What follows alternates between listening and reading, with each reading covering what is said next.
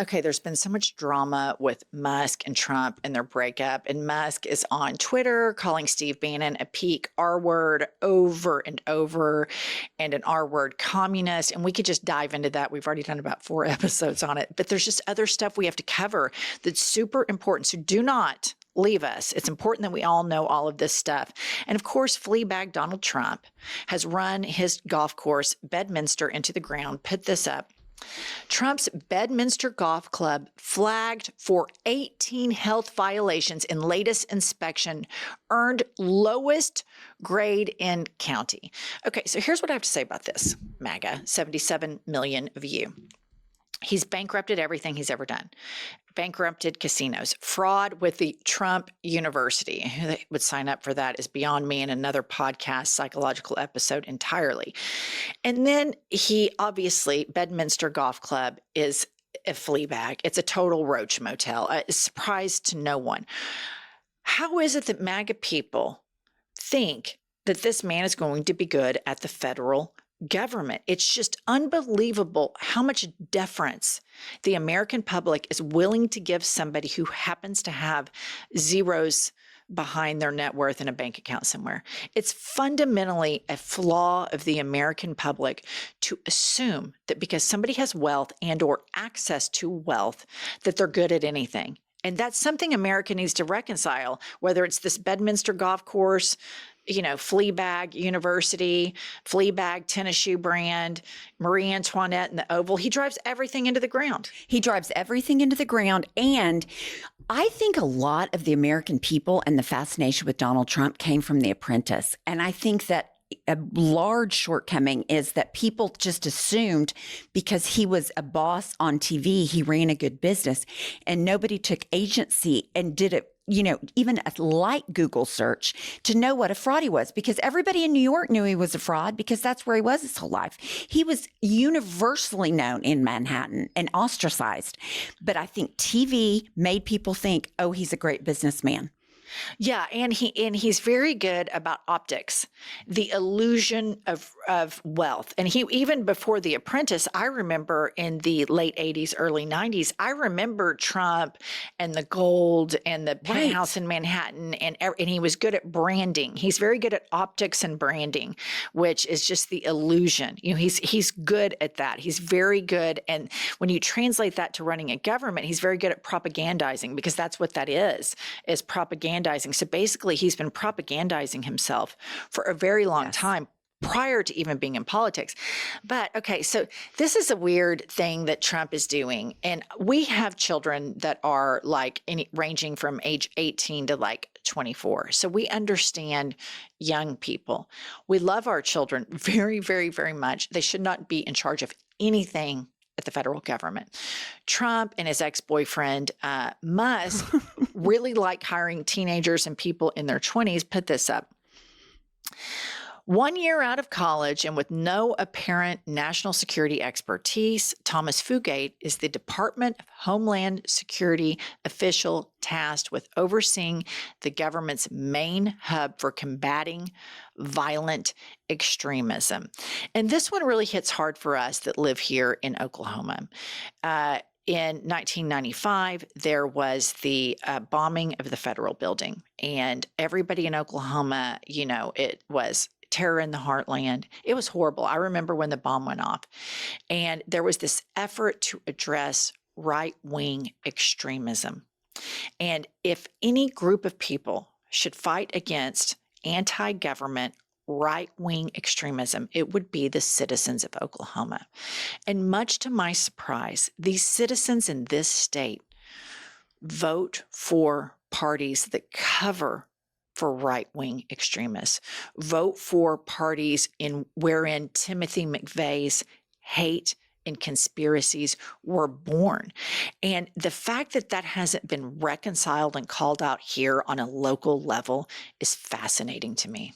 Not only have they not combated it, I would say their participation in MAGA shows that they are now far right-wing conspiracists. And here's the thing. I look at this appointment and I think that is a very serious problem in the United States. The FBI has said, not this FBI, but the former FBI head, Christopher Wray, who was appointed by Trump during 1.0, said that right-wing domestic terrorism is the biggest problem. So we put somebody that's LinkedIn profile shows that he did landscaping before this.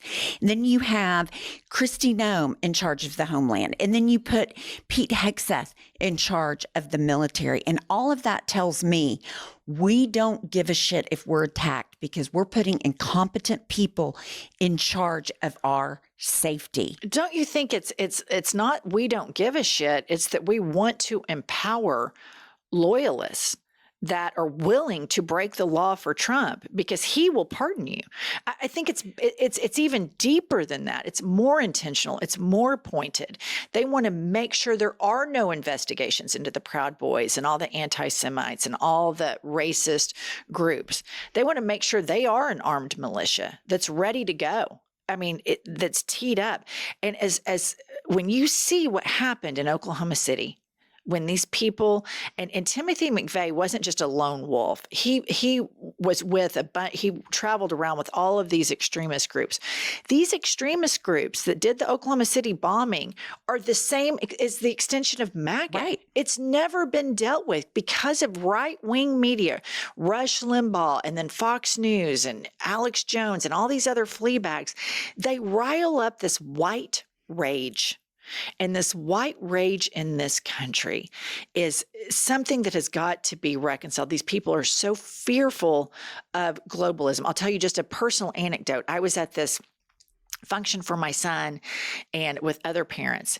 And this guy who was a football coach was standing there and he was talking about something about Obama. And like said it in like a disparaging way about Obama. He was like, yeah, it's like Obama. And I was like, oh, I like Obama. And he goes, well, I mean, you like him? I go, yeah, I like him. And I pulled out a picture of you and me standing with Obama when we interviewed him. And he goes, well, I just don't like globalists. And I go, well, what's a globalist? Knowing Right. what he's talking about, which is a total anti-Semitic trope. In right-wing circles, when they say globalist, they're talking about George Soros, who's Jewish, and other Jewish people. It's totally linked to anti-Semitism. And so I said, what's a globalist? And he said, well, and I go, give me an example, like name one American that's a globalist. Well, and he couldn't. But this man, I guarantee you, free bases and snorts and dry humps the Alex Jones part of the internet. Right. And I guarantee you he's got a closet full of guns. And this American profile of a white guy, and here's the deal, he's a football coach. American football is dominated by African-American athletes. And so there's this reconciliation that we've got to have that involves race, white rage, and all of these things. And it's just all come up to a boiling point. Trump is stoking the fire for it, I think. And this is a perfect example with this guy leading the charge. Okay, and next up we have Stephen Miller, who's disappointed in the deportation numbers. Pop this up. Stephen Miller is in a rage over deportation numbers he deems too low. So he's shifting huge amounts of law enforcement resources away from fighting serious crimes and into his immigration crackdown. And so, this is Stephen Miller's, this is his optimal porn, is deporting people. And interestingly enough, his wife is a minority. Yes. It's really fascinating at the component within MAGA that's white supremacist and deferential to white supremacy and heteronormative standards, yet there's all this self-loathing in it. And one example comes to mind, and it was when Fox News was wrestling with the fact that J.D. Vance's wife was Indian. And he says, well, I love Usha. She's great. She can't help it that she's not white. Something to that extent that I'm paraphrasing. So it's a really interesting component to the whole MAGA world that you've got Peter Thiel, gay, colluding with the anti-gays. J.D. Vance, probably gay, colluding with the anti-gays, with a wife that's a minority and colluding with the white supremacists. Stephen Miller, who is Jewish, but sounds like a Nazi. Absolutely. Put on a Nazi style Madison Square Garden rally for Trump, and is married to a minority.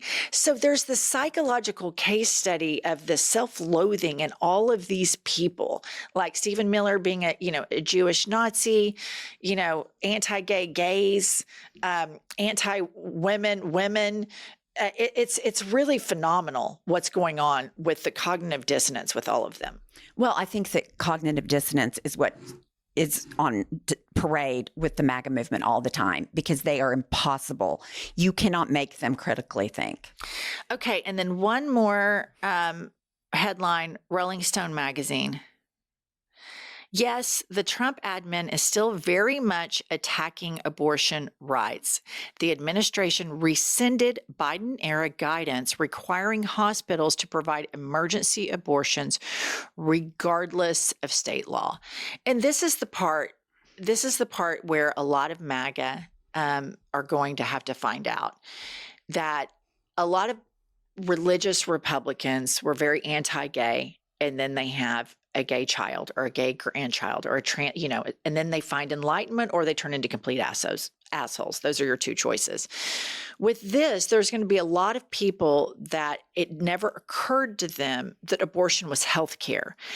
Because the right has propagandized for decades the lie that it is murder, which it is not. That is a lie that is not rooted in fact. And they have all of these rubes, religious rubes, believing all of this. So what's going to happen in a lot of these red states is you're going to have, somebody who's in their 20s or 30s, breeding years, who triple trumped it, did all the stuff that they were supposed to do, were good little girls, went to Sunday school, didn't get knocked up before they got married, and then they're going to get married, and then there's some complication with that pregnancy. And it's a life or death situation. And the doctors look at that little girl, that woman, and say, we're unable to do anything because we don't want to go to prison. Right. And then the parents and all of these triple Trumpers are going to be like, well, wait, I need this medically. This isn't murder because you're saying that my baby's going to be dead by the time it's born anyway. And they're going to find out all of this shit that when you have MAGA men up in your pap smear and up in your vagine, they're there. And it's either privacy or not. And you either have HIPAA or you don't. Or you either support women and the right to freedom of religion, or you fucking don't. And for all of you people that want to live in a Christian nationalist world, read a history book. We've had that before. It doesn't end well. Well, I think the through line for all of this, and it's the same with religion, it's misogyny. Women are told what they can do by men. We deport people that are brown. We are homophobic because we think marriage should be between a man and a woman. So it's going to end up, they're coming after all of us. It's not just women. It's not just gays. It's not just black and brown people. They are coming after everybody that is not white and Christian and hopefully rich, because the poor people are going to get locked in this too. So it's total and complete misogyny. Here's the thing that Christians need to understand. These technocrats, the Elon Musk, the Peter Tills of it. I did read that Peter Thiel was raised evangelical. So maybe that's one of the reasons why he's fucked up, because very few people escape an evangelical childhood without some level of brokenness. And, but a lot of these people in Silicon Valley that want all of the power are not religious, right, but they know it's easiest to control religious people. And nobody knows this better than Putin, because how he was able to infiltrate American society were two places: the National Prayer Breakfast and the NRA. All Jesus-y, and the fact that all of the Jesus folks are also big gun folks is just a whole nother episode that we can do entirely. Like Jesus would be the big defender of guns. But anyway, we could talk about all this shit forever, all the time, all the fuckery. But until then, please, speaking of fuckery, buy our book, Life is a Lazy Susan of Shit Sandwiches, and we'll see you all later.